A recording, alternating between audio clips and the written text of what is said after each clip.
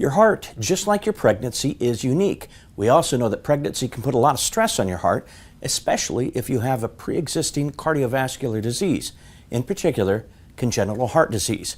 While pregnant, your body goes through complex changes that can make many existing heart conditions worse, sometimes leading to problems throughout pregnancy and especially during delivery. Coming up next, our experts will discuss how to reduce the risks for you and your baby and answer your questions. That's coming up right now on At the Forefront Live.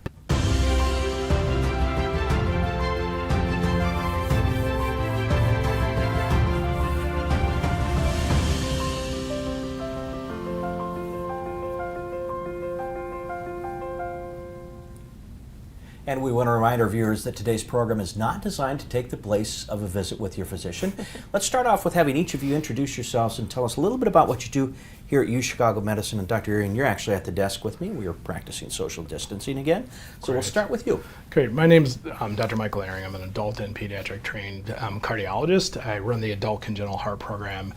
Also do a couple other things in my free time. I run the Marfan aortopathy program, and I'm the chief of cardiology for all congenital heart disease and peds cardiology.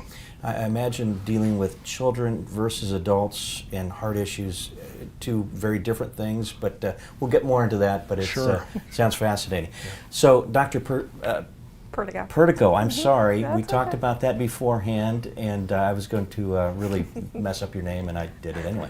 Dr. Perdigao, I apologize. Tell us a little bit about what you do here at UChicago Medicine. So I'm Joana Lopes Perdigao. I'm one of the maternal fetal medicine specialists here at the University of Chicago, which essentially means high-risk obstetrician. So we take particular care of anybody that has any high-risk disease or any babies that have any high-risk disease. You know, we were talking before the show, and I thought it was interesting because we were talking about moms that face congenital heart issues, and it can be particularly challenging during pregnancy because there is a lot of stress that happens.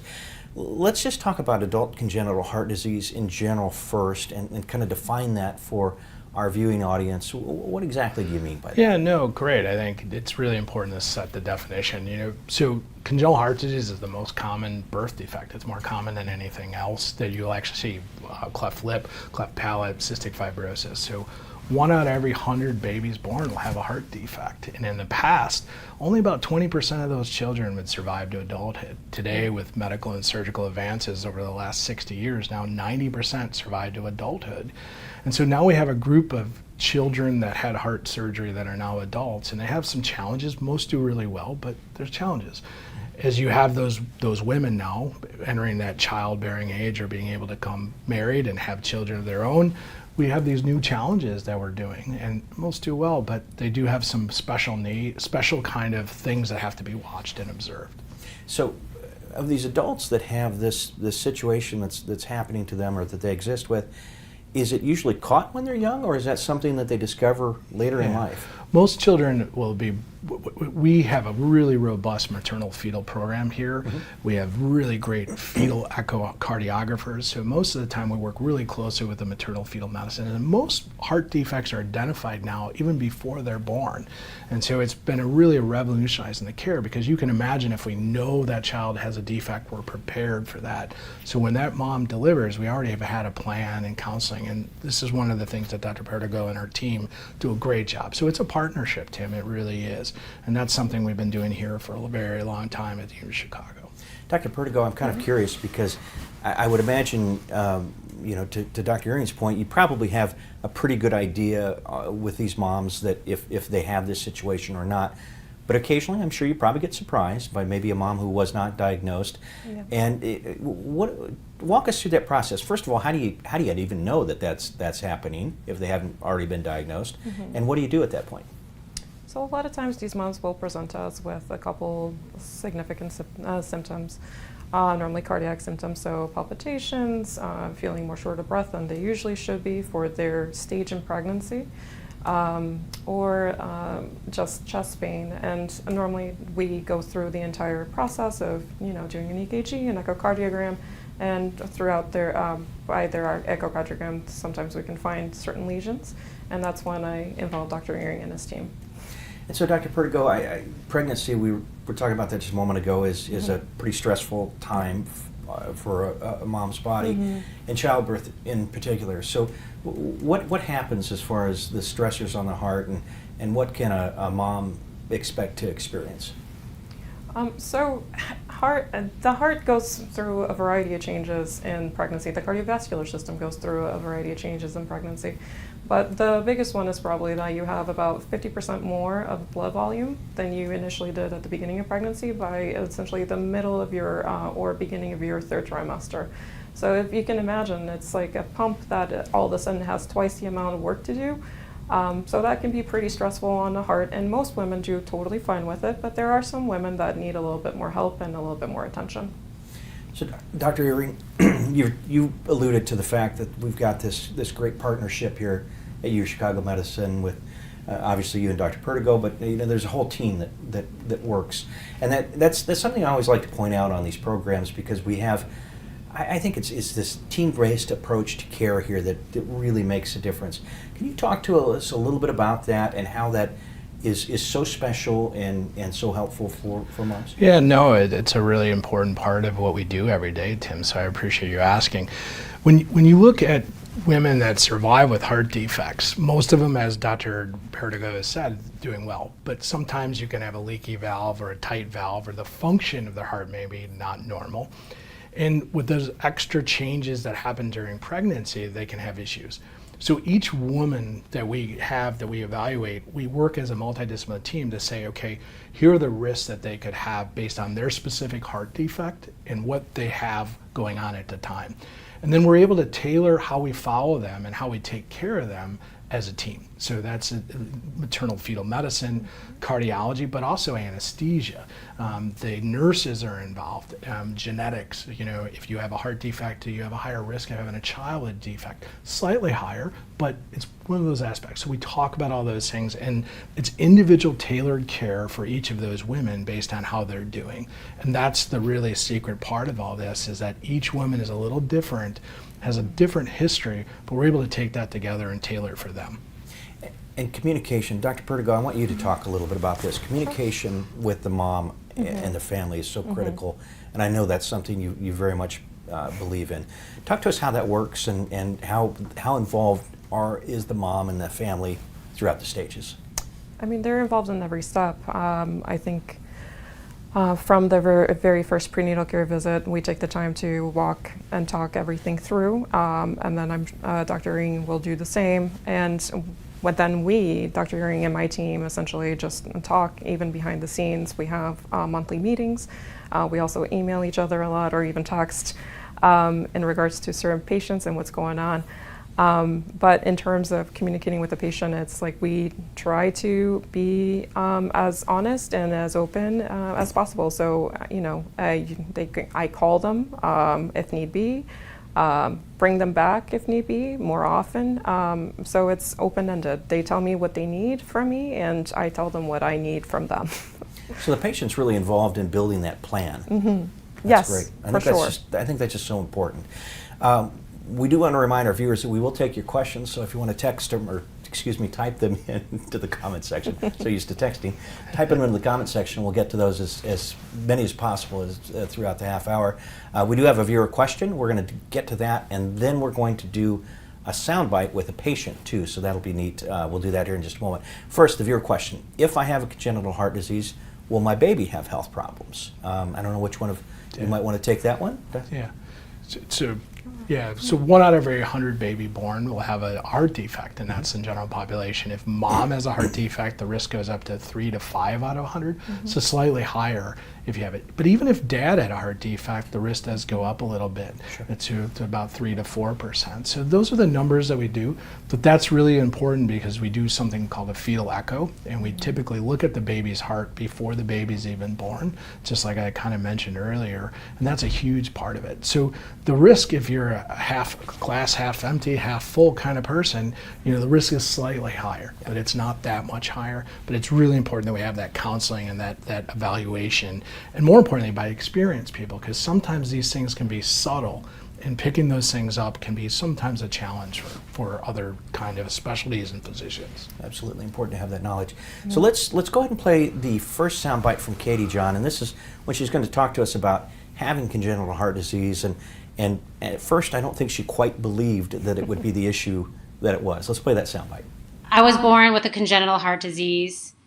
It's called Schoen's complex. So there's a couple abnormalities in my heart. And I've had this since I was born. I've had 2 heart surgeries from it. And really, I've always lived a normal, regular life. My 2 prior pregnancies, I had no troubles at all, really. This third one I had trouble. I think it was because I was older due to my age. And then also the wear and tear of my other 2 pregnancies just really took a toll on my heart. So this experience wasn't like the other 2 experiences I've had being pregnant. And some of the news that I was given by the cardiologist, I just really didn't expect to have to go down that road of, being off work for a amount of time, having all these symptoms of, shortness of breath. And he told me, he's like, this is what's going to probably happen as the farther you progress. And in my head, I was kind of like, I've done this twice. I've never experienced this. But he was right. The third one, I was just completely, and I was scared. I was scared. I have 2 other children. I have a family. I work. I didn't know I didn't know what the unexpected was. And it was definitely a surreal situation for me. So, Dr. Perdigao, how much if you have this congenital heart disease or defect, how much does that increase the risk during pregnancy, and what potentially can happen? Well, that will be very dependent on what the heart defect is. There's some that it's very low risk and you essentially have pretty much a pretty normal pregnancy.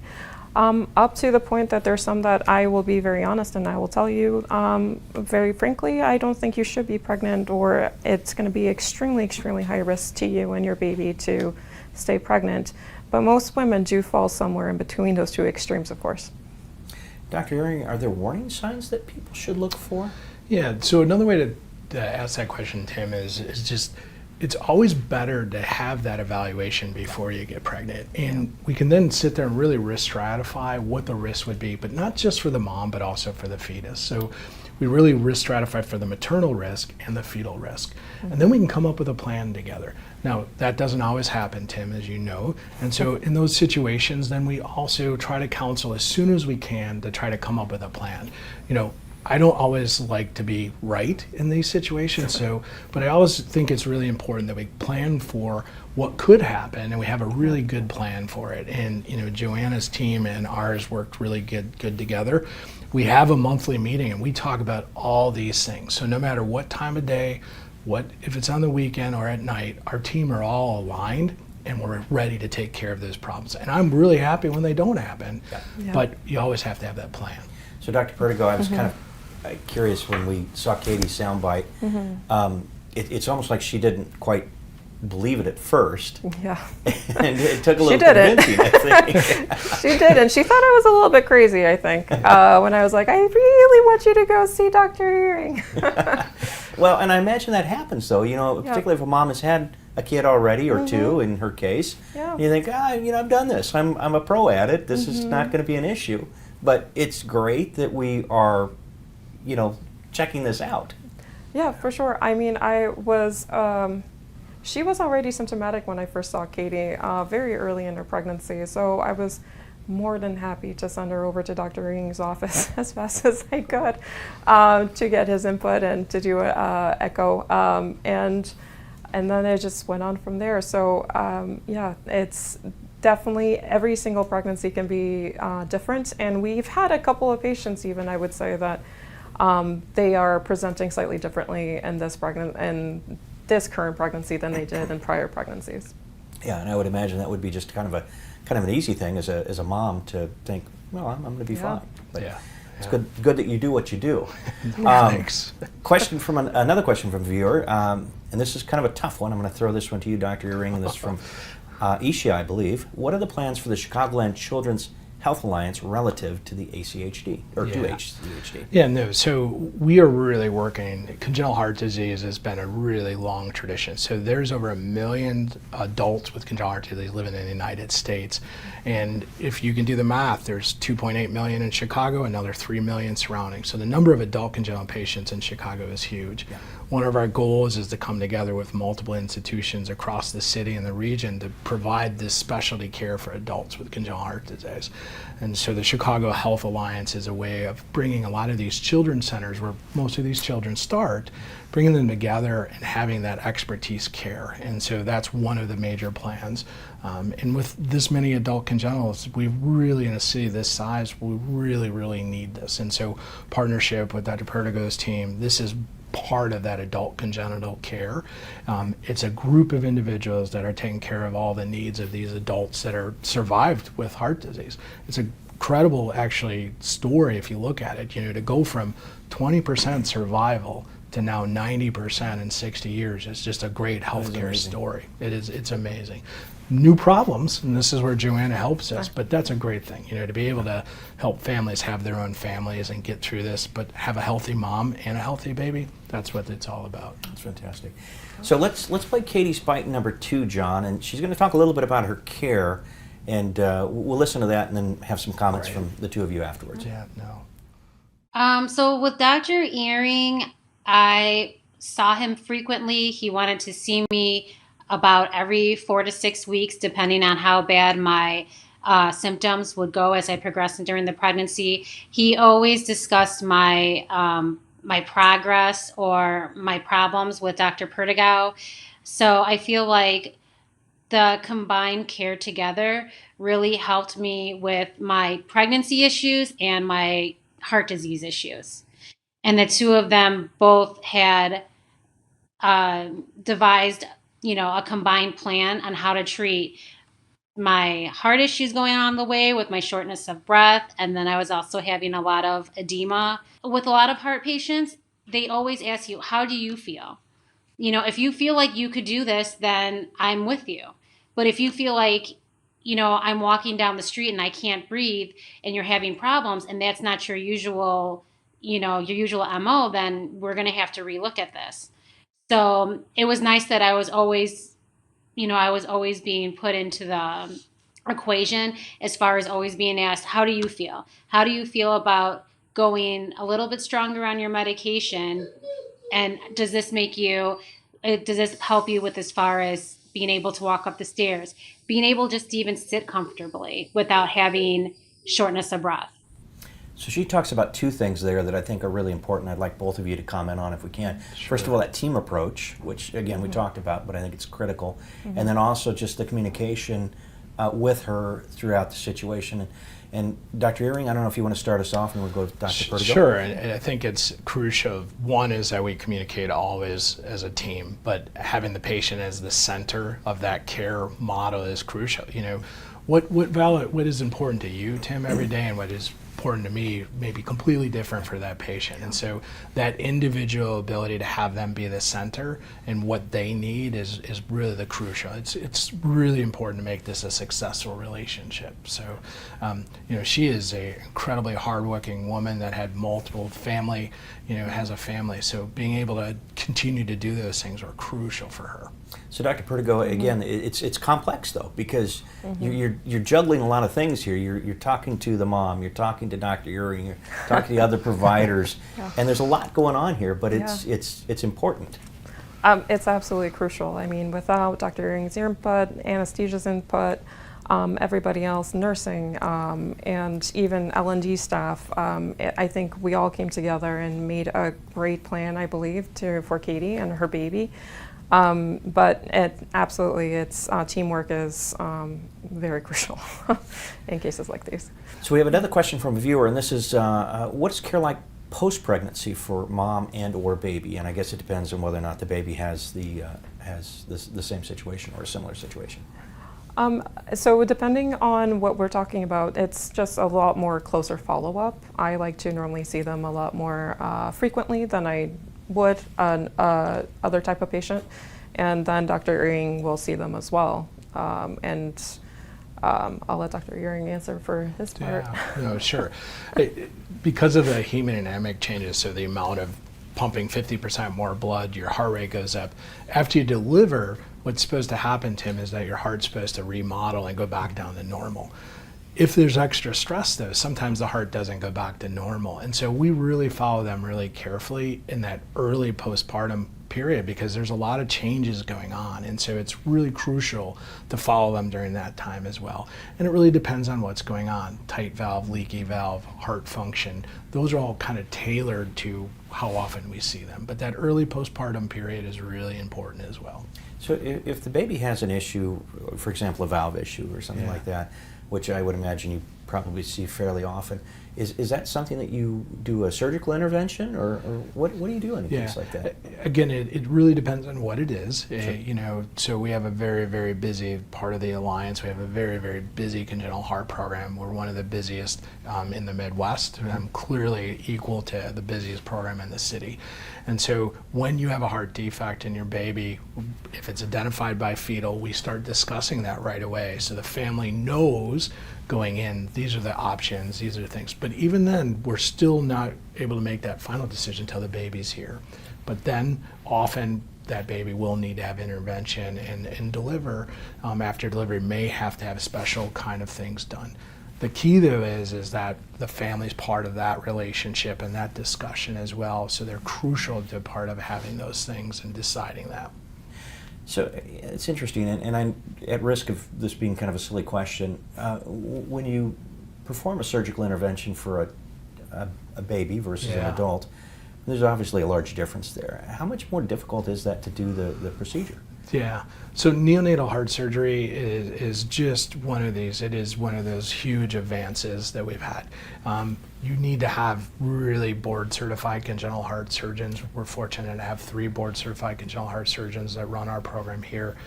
You have to have that experience. So all the data always tell you is that if you have an experienced center that's taking care of them, the outcomes are always better. And like I said, that's one of the reasons why being one of the busiest in the Midwest, those outcomes are outstanding. Makes a big difference, doesn't it? It does, huge. Yeah. So Dr. Perdigao, I'm curious, if the mother is on heart medications, can that impact the fetus? So the most of the time they can be on beta blocker, which is a medication that can slow your heart rate down a little bit, and then there's other type of medications that they can be on. I normally tell them that whatever is good for their heart is going to be great for their pregnancy. If mom is healthy, baby is healthy. But beta blockers sometimes can potentially affect fetal growth, and because of that, we do monitor them pretty closely, especially in the 3rd trimester with serial growth ultrasounds. But most of the time, these are completely safe medications for moms and babies. Great. So John, I think we're going to go with the 3rd soundbite from Katie now, and she's going to talk a little bit about post-care, and I think she has some nice things to say about our doctors potentially. I feel great. I feel like my normal self. Baby is doing great. She's 6 months old now, and she is thriving. I still see my cardiologist, Dr. Earing, and he's still following me, making sure that everything else is still going smoothly, that my heart is still going back to the normal baseline that I'm used to. But as of right now, we're doing great. I just wanted to say that Dr. Perdigao and Dr. Earing are amazing doctors. They helped me throughout my whole entire pregnancy. I never felt alone. Every time I called, they were always there. They always called me back promptly.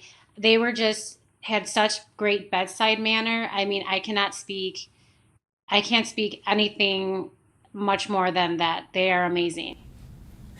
And that's nice. And I will say, Katie's watching us right now. She just sent a little message, so she is watching. So thank you, Katie, for agreeing to do the interview. And thank you very much. That was great, and I'm glad your baby's doing well too. That's neat. No, it was great to see her. It was great to see her. Yeah. So this is interesting, though. You know, it's kind of I like how John. I like how you cut up the sound bites, because we kind of went before, during, and after, and it really showed the progression. Yeah.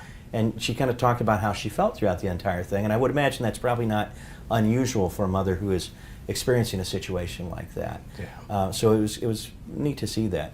So when we talk about post-care, and I know we spoke a little bit about that, and Dr. Ehring, I'm kind of curious from your standpoint, if you do diagnose a child or you see a child that might have a heart defect after birth, and I know sometimes there are things you would do fairly quickly, are there times when you would just wait and say, hey, let's just kind of see how things go, and maybe down the road we could do something? Yeah, those are all the tailored plans. You know, Sure. it really depends on what the heart defect is and how we manage it. There are some defects that you definitely can wait. There are some defects that aren't very serious that may actually close on their own or do well. But then there's the ones that are very serious, and those are the plans.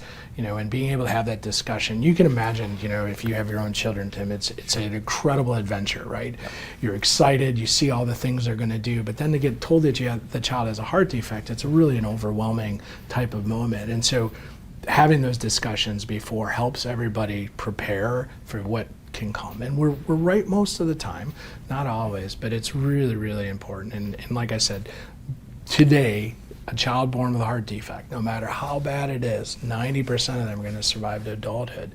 That's what I really want everybody to focus on is, yes, there's some bumps in the road, but I've had some incredible success in a really busy congenital heart center program. The reason I asked that, I have a family member who was born with a heart issue and eventually had a valve replacement, but it was quite a bit later in life. Okay, yeah. And that worked out well for him. So. Yeah, absolutely, absolutely. I'm glad to hear that. Yeah. So, Dr. Perdigao, are there any kind of closing thoughts that you would give a mom that may be facing something like this? Because I imagine it's a scary situation. You know, anytime pregnancy in general is very stressful, obviously, for the entire family. Yes. But particularly when you add something like this in, it's going to be a little scary. Yeah, I mean, we fully understand that how scary it can be. It's an unknown, right? Especially if it's your first pregnancy. I would say preconception, come and see us. Even when you're thinking of potentially getting pregnant, we can talk you through it. We can create a plan for you, and we go on from there. And just because you're seeing us does not mean that you have to deliver with us. A lot of women can deliver with their own obstetrician at home. But if you do need to deliver with us, we'll take great care of you. Dr. Ehring, any closing thoughts? Yeah, no, I think it's really important. So what I always tell everybody, if you or somebody you know has a heart defect, chances are you're going to do great. But it's really, really important that you get regular follow-up in a center experience for taking care of adults with congenital heart disease. And I bet you're going to do well, but I want to make sure you're doing well long term. And that's where the team and that's where the adult congenital program comes in. And especially if you're a woman considering starting your family, I'd love to see you before so we can have those conversations and then work with Dr. Perdigao's team to really have a great individual plan for you. Fantastic. Yeah. Well, we are out of time. Special thanks to our physicians for being with us today, and a big thank you to those of you who watched and participated in our program. Please remember to check out our Facebook page for our schedule of programs coming up in the future, and to make an appointment, go online to UChicagoMedicine.org or call 888-824-0200. Thanks again for being with us today, and I hope everyone has a great weekend. Thank you. Thank you.